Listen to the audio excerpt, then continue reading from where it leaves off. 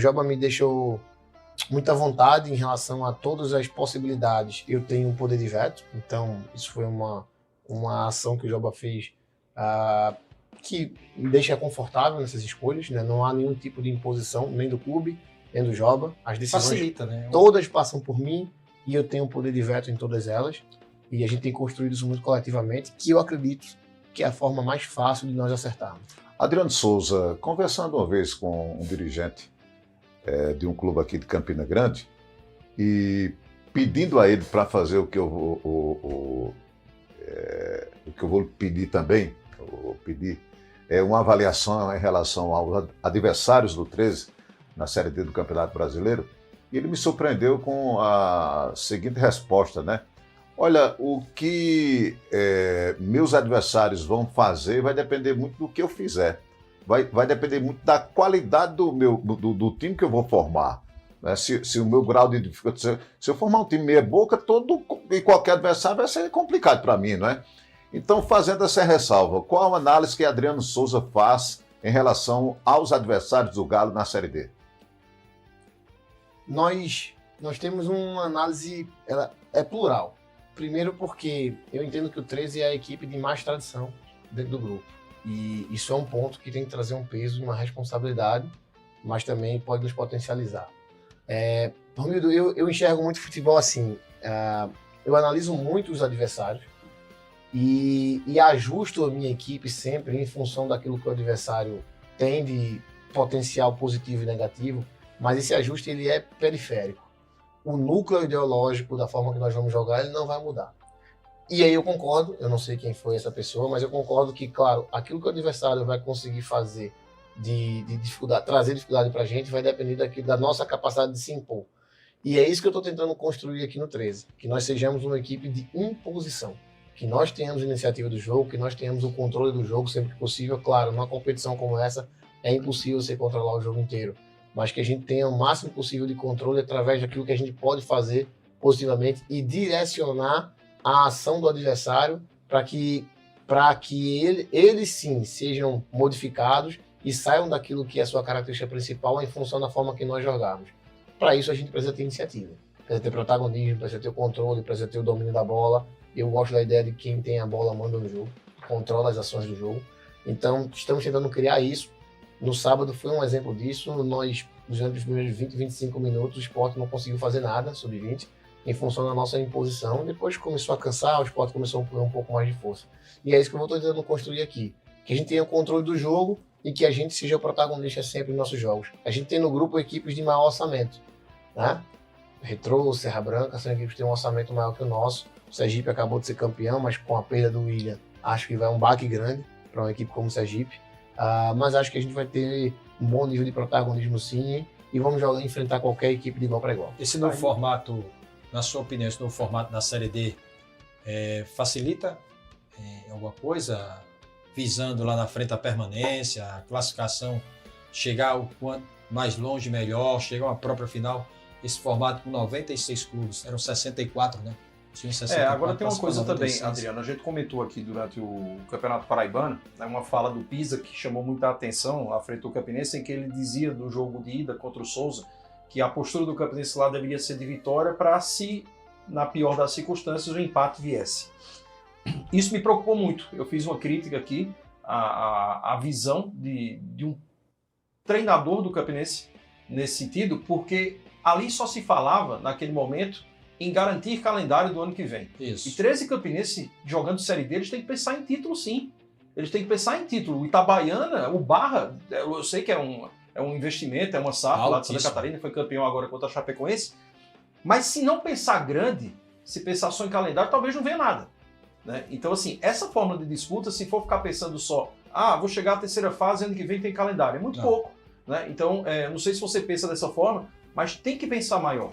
A gente teve o 13 aqui que poderia ser campeão brasileiro, embora eu acho que o Ferroviário naquele ano do Marcelo de Lá fosse um time igual, até um pouco melhor que o 13, mas o 13 teve um acesso no ano e foi vice-campeão brasileiro, que quase cai na semifinal porque contra o Imperatriz, nos pênaltis, porque disse, não, já se classifiquei contra o Brasil, lá em Pelotas, com aquela pancadaria lá, e relaxou. E um título nacional para times desse tamanho é algo muito relevante.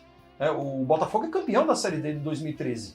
né? O Campinense é campeão da Copa do Nordeste. Então não dá para, assim, não ouvi nada sobre em relação a isso, mas é lógico que assim, tá viajando, mas se não pensar no título, eu acho que times desse tamanho tem que pensar em título.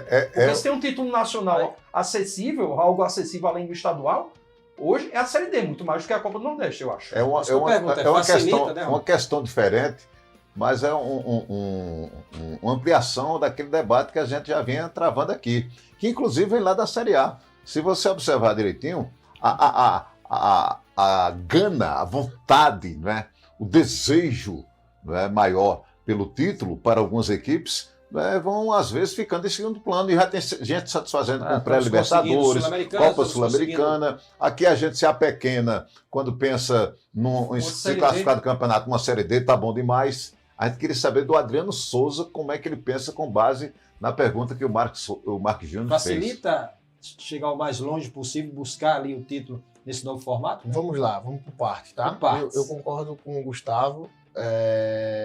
A gente não pode, em nenhum momento, eu como treinador, eu não posso vir para um clube e pensar assim, não, eu quero chegar na segunda fase e acabou.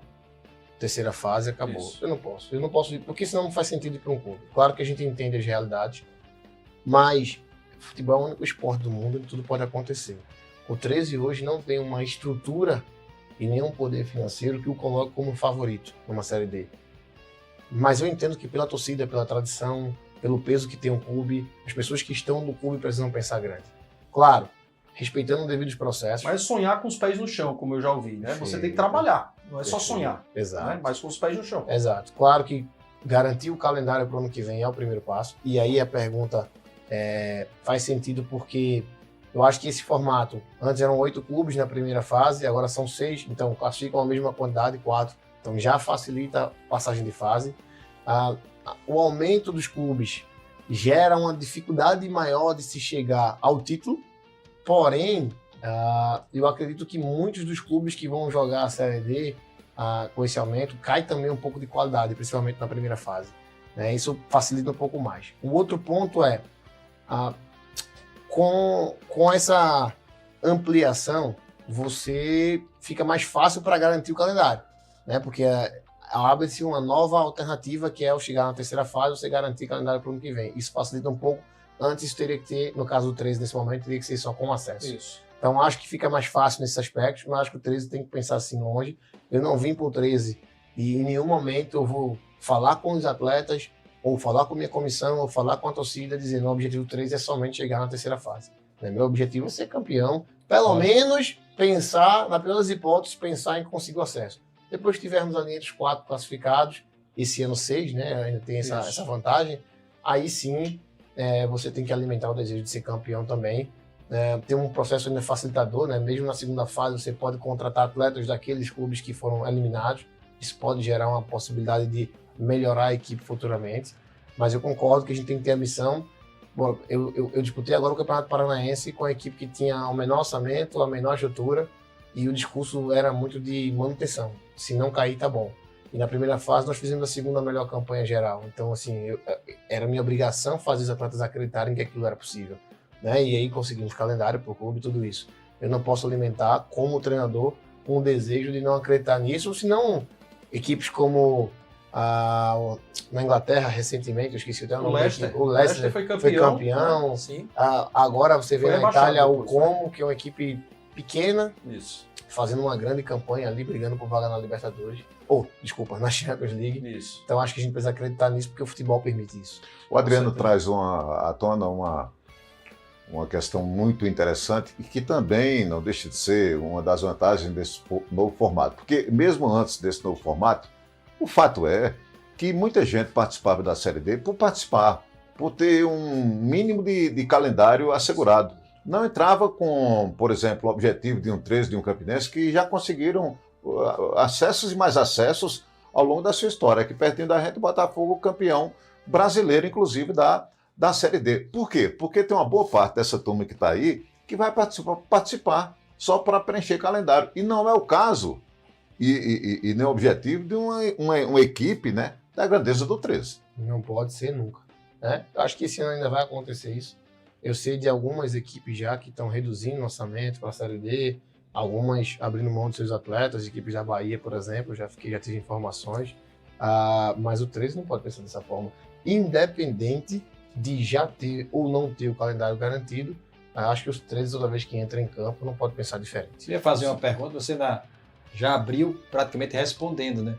Se fazia necessário, vai contratando, está chegando jogadores, tem mais contratações chegando já a partir talvez da próxima semana, você deixou aberta a janela, no decorrer da competição, necessário mais nomes. Vai ser um processo contínuo de avaliação do que nós vamos ter de desempenho e daquilo que o mercado pode oferecer. O 13 não tem um poder financeiro hoje, um orçamento muito grande disponível.